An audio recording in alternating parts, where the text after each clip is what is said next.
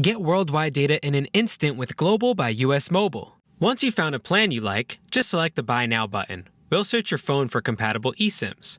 From here, you can add a new eSIM or select an existing one. Name it, confirm it, and then select your payment method. From here, just agree to the terms and conditions and privacy policy, then slide to purchase. Now it's time to install your eSIM. I know it sounds technical, but we've made it super easy. Select the Install button, then copy the activation code on screen by giving it a tap.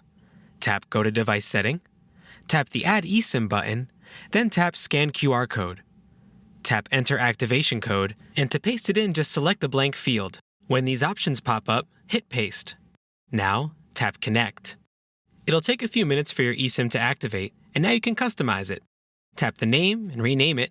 Tap the icon and choose one of the pre-selected options. And that's it. It's that simple. Get started today with a year of data for just $5 a month on Global by US Mobile.